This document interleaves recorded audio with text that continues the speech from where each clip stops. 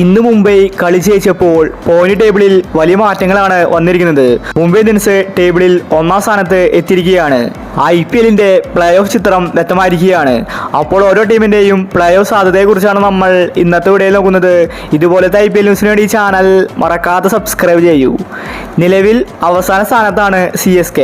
ചെന്നൈ ടീമിന് ഇനി ഒരു സാധ്യതയില്ല. അവർക്ക് 4 പോയിന്റ് മാത്രമേ ഉള്ളൂ. SRH 9ാം സ്ഥാനത്തുണ്ട്. അവർക്ക് 6 പോയിന്റ് ഉണ്ട്. അവർക്കിനിയും ചാൻസ് ഉണ്ട്. അതുപോലെ കൊൽക്കത്തയാണ് 7ാം സ്ഥാനത്ത്. അവർക്കും ഇനി ചാൻസ് ഉണ്ട്. അവർക്കിപ്പോൾ 9 പോയിന്റ് ഉണ്ട്. 6ാം സ്ഥാനത്ത് ലക്നൌവും 5ാം സ്ഥാനത്ത് ഡൽഹിയുമാണ്. ഡൽഹിക്ക് 12 പോയിന്റ് ഉണ്ട്. ലക്നൌവിനാണെങ്കിൽ 10 പോയിന്റ് മാത്രമേ ഉള്ളൂ. നിലവിൽ ടോപ്പ് 4-ലുള്ളത് മുംബൈ, RCB, പഞ്ചാബ്, ഗുജറാത്താണ്. ഇതിലെ മുംബൈക്കും RCBക്കും 14 പോയിന്റ് ഉണ്ട്.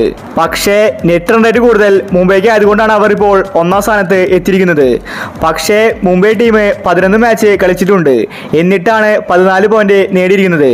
ഇതേ സമയം 2ാം സ്ഥാനത്തുള്ള RCB 10 മാച്ച് മാത്രമേ കളിച്ചിട്ടുള്ളൂ. എന്നിട്ടാണ് 14 പോയിന്റ്.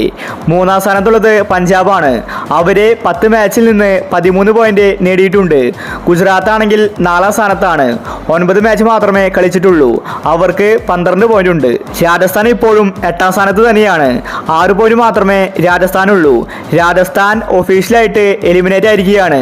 ഇനി രാജസ്ഥാന് പ്ലേ ഓഫിലെത്താൻ സാധിക്കില്ല. അത്രയും മാച്ച് രാജസ്ഥാൻ തോറ്റു കഴിഞ്ഞു. 8 കളി തോറ്റു. 3 കളി മാത്രമാണ് രാജസ്ഥാൻ ജയിച്ചിരിക്കുന്നത്. കഴിഞ്ഞ മത്സരത്തിൽ രാജസ്ഥാൻ തിരിച്ചു വന്നപ്പോൾ എല്ലാവരും സന്തോഷിച്ചു.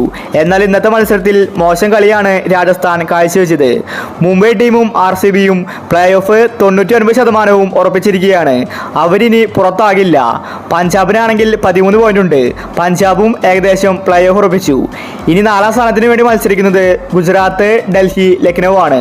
അപ്പോൾ ഇതുപോലത്തെ IPL ന്യൂസിന് വേണ്ടി ചാനൽ മറക്കാതെ സബ്സ്ക്രൈബ് ചെയ്യൂ.